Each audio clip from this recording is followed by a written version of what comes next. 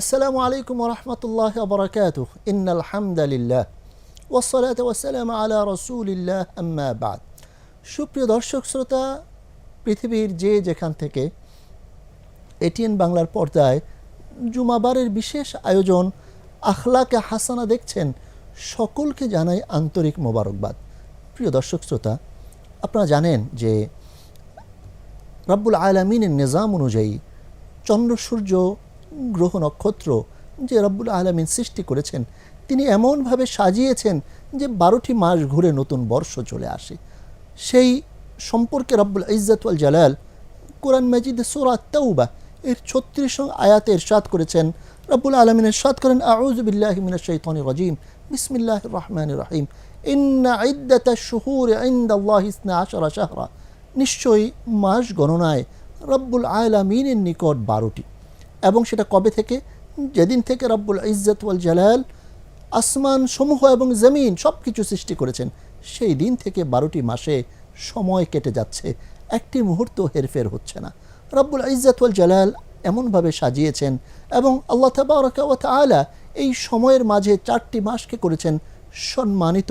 সেই সম্মানিত মাসগুলোর ভিতরে অন্যতম একটি মাস হলো শাহরুল্লাহ আল মুহাররম, মুহররম মাস। আসুন প্রিয় দর্শক শ্রোতা, আজ আমরা চন্দ্রবর্ষের প্রথম মাস এই মুহররম এর ফজিলত এবং মুহররম মাস আসলে আমাদের কি করণীয়, এবং এই মাসের অত্যন্ত গুরুত্বপূর্ণ একটি দিবস হলো আশুরার দিবস, এই বিষয়কে আমরা কেন্দ্র করে আমাদের জন্য কোরআন সুন্নাহ কি মেসেজ রেখেছে, আসুন আমরা সকলেই তা জানার চেষ্টা করি।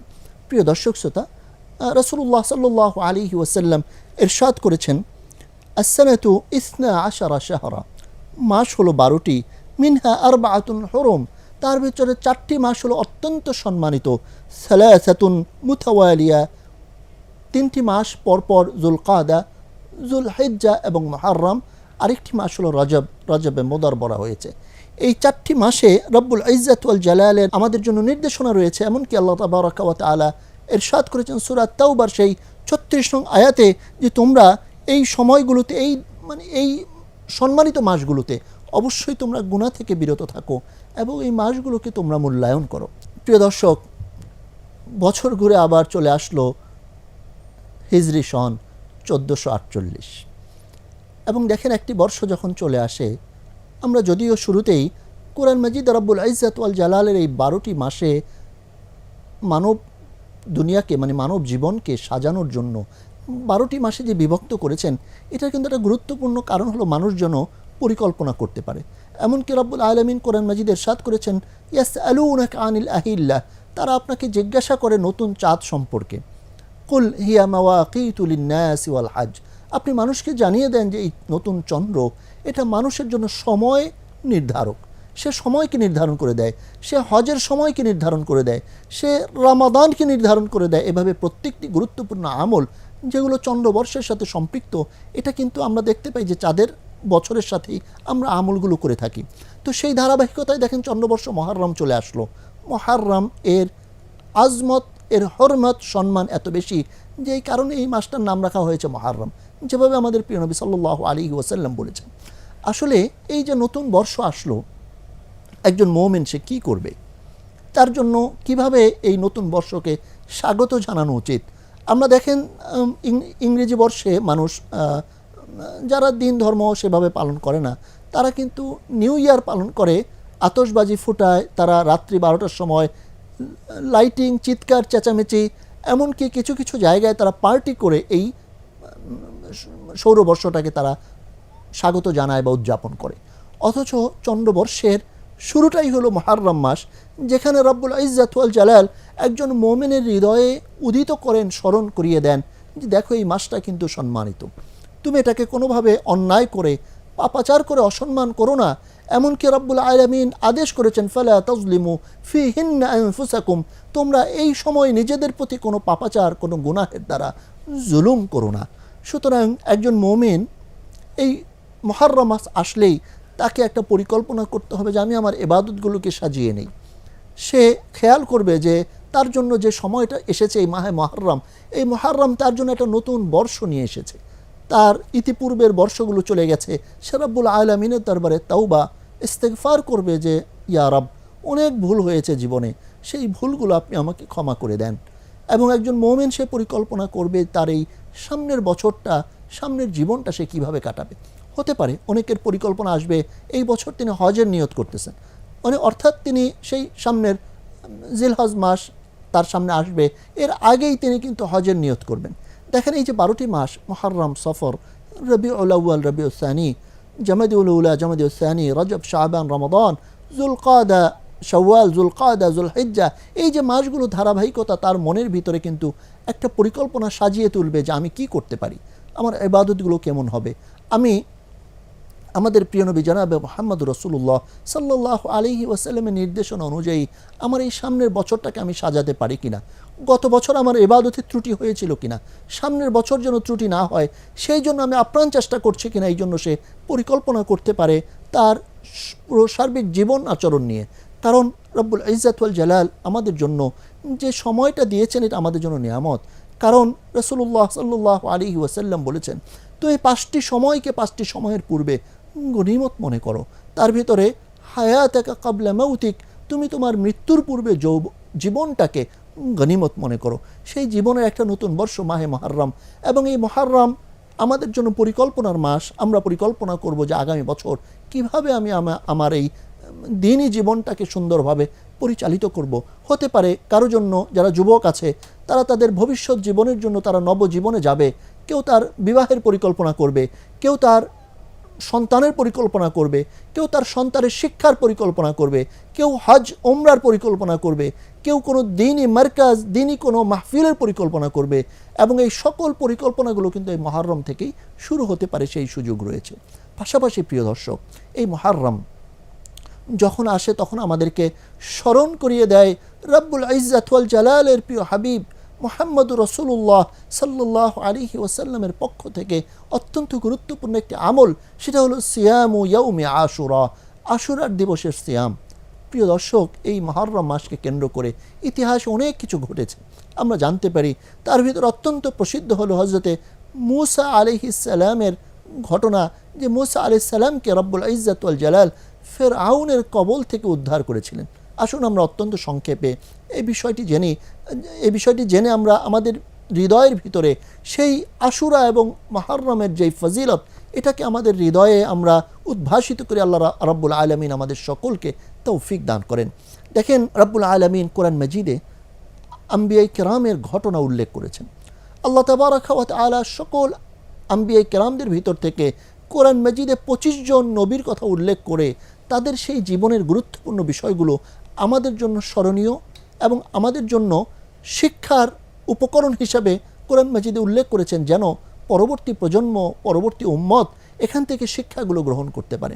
প্রিয় দর্শক, হযরত মূসা আলাইহিস সালাম তিনি জন্মগ্রহণ করেছিলেন এক কঠিন সময়ে, যখন ফিরআউন সকল ছেলে শিশুদেরকে হত্যা করছিল এবং কন্যা শিশুদেরকে সে বাঁচিয়ে রাখছিল। সেই কঠিন সময়ে যখন মূসা আলাইহিস সালামের জন্ম হলো, আল্লাহ রাব্বুল আলামিন তাকে সেই ফিরআউনের ঘরেই লালন পালন করলেন। তারপর সে যখন বড় হলো, তখন আমরা দেখতে পাই যে আল্লাহ রাব্বুল আলামিন হযরত মূসা আলাইহিস সালাম এবং ফিরআউন এই দুইটা দলের মাঝে যে একটা ঘটনা ঘটেছিল, সেই ঘটনাটা কোরআন মাজিদে উল্লেখ করেছেন যে এই দুই দলের ভিতর কি হয়েছিল। এবং দেখেন যখন এই দুই দল একত্রিত হলো, প্রথমত আল্লাহ রাব্বুল আলামিন মূসা আলাইহিস সালাম এবং তার বনী ইসরাইলকে নির্দেশনা দিয়েছেন যে তোমরা এখান থেকে চলে যাও, কারণ এই ফিরআউন তোমাদেরকে দিনে দিনে হত্যা করতে থাকবে। তখন ওনারা রাব্বুল আলামিনের নির্দেশ পালনার্থে যখন সকলেই বের হলেন, ফিরআউন বুঝে তাদেরকে পিছু ধাওয়া করলেন।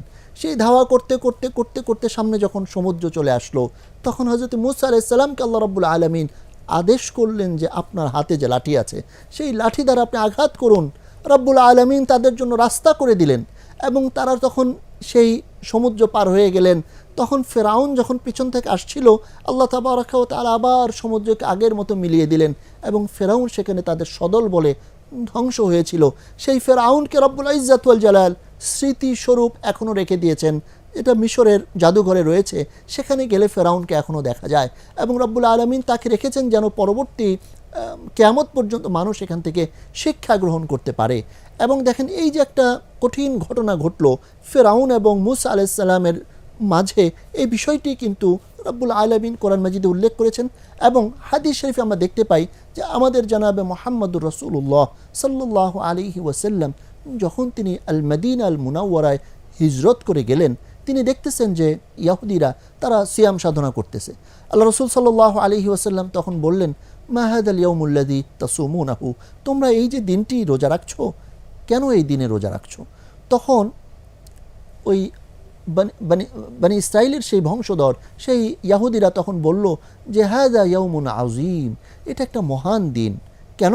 কারণ এই দিনে আনজাল্লাহু মূসা আলাইহিস সালাম, আল্লাহ রাব্বুল আলামিন মূসা আলাইহিস সালামকে মুক্তি দিয়েছিলেন, হেফাজত করেছিলেন ফেরাউন এবং তার সেই শক্তি থেকে, ক্ষমতা থেকে। তখন তো তারা বলল যে আমরা ওই দিনের জন্য শুকরিয়াতান মূসা আলাইহিস সালামও রোজা রেখেছিলেন, সেই ধারাবাহিকতায় আমরাও মুহররম মাসের 10 তারিখে আমরাও সেদিন রোজা রাখি। এ কথা যখন রাসূলুল্লাহ সাল্লাল্লাহু আলাইহি ওয়াসাল্লাম শুনলেন তাদের পক্ষ থেকে, তিনি কি বললেন? নাহনু আহাক্কু বিমূসা মিনকুম, আমি মূসার ব্যাপারে, মূসা আলাইহিস সালামের ব্যাপারে তোমাদের চেয়ে বেশি হকদার, সুতরাং কেন আমি সিয়াম সাধনা করব না?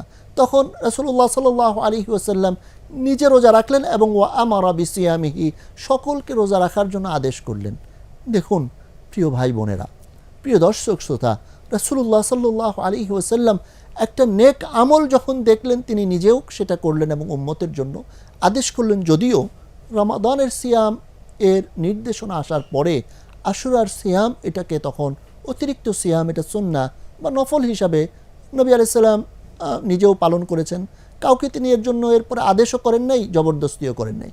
কিন্তু যখনই রমাদানের সিয়াম ফরজ হয়ে গেল, চলে আসলো, তখন আশুরার সিয়ামটা অতিরিক্ত হয়ে গেল, নফল হয়ে গেল। তবে ফজিলত রয়ে গেল যেমনিভাবে রাসূলুল্লাহ সাল্লাল্লাহু আলাইহি ওয়াসাল্লাম বলেন যে কেউ যদি আশুরার সিয়াম রাখে তাহলে নবীজি বলেন ইন্নী আহতাসিবু আলাল্লাহ আইয়ুকাফিরা সানাতাল্লাতী ক্বাবলা, যে কেউ যদি আশুরার সিয়াম রাখে আল্লাহ রাব্বুল আলামিন তার পূর্বের বছরের গুনাহকে আল্লাহ তাআলা ক্ষমা করে দিবেন।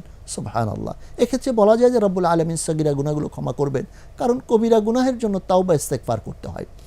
জি, এছাড়াও আল্লাহ রসুল সাল্লাল্লাহু আলাইহি ওয়াসাল্লাম বলেছেন যে যেহেতু ইহুদিরাও এই দিনটাকে মূল্যায়ন করে, সম্মান করে, সুতরাং আমি যদি আগামীতে বেঁচে থাকি লা আসুমান্না তাসিআ, আমি এর সাথে 9 তারিখকেও যুক্ত করে নেব। সুতরাং যারা আমাদের মুহাদ্দিসিনে কেরাম, ফুকাহায়ে কেরাম এবং উলামায়ে কেরাম সালাফদের যেই নির্দেশনা সেটা হলো যদি আমরা এখন আশুরার সিয়াম রাখি সেক্ষেত্রে 10-এর সাথে 9 অথবা 10-এর সাথে 11তম দিবসে আমরা সিয়াম সাধনা করব ইনশাআল্লাহ। প্রিয় দর্শক শ্রোতা, দেখতে দেখতে একদম শেষ পর্যায়ে চলে আসলাম। আসলে এই আশুরা, আসলে এই মুহররম একজন মানুষের জীবনে অত্যন্ত গুরুত্বপূর্ণ ভূমিকা পালন করতে পারে তার ভবিষ্যৎ পরিকল্পনার ক্ষেত্রে, নতুন বর্ষকে স্বাগত জানানোর ক্ষেত্রে, তার ইবাদত বন্দেগীকে শৃঙ্খল করার ক্ষেত্রে। আসুন আমরা সবাই সেই নেক নিয়তে আশুরা এবং এই মুহররমকে আমরা পালন করে থাকি। এই মুহররমের যে শিক্ষা আল্লাহ রাব্বুল আলামিন একটা মহা বিপদ থেকে মুসা আলাইহিস সালামকে বাঁচিয়েছেন, সুতরাং সেই রব্বুল আলামিন মুসলিম উম্মাহকে বড় বড় বিপদ থেকে বাঁচাতে পারেন, সেই রবের কাছেই যেন আমরা সকলে আমাদের আবেদনগুলো, ফরিয়াদগুলো নিয়ে সবসময় হাজির থাকি। আল্লাহ রাব্বুল আলামিন আমাদের সকলকে তৌফিক দান করেন। ওয়া আখিরু দাওয়ানা আলহামদুলিল্লাহি রাব্বিল আলামিন। ওয়াসসালামু আলাইকুম ওয়া রাহমাতুল্লাহি ওয়া বারাকাতুহু।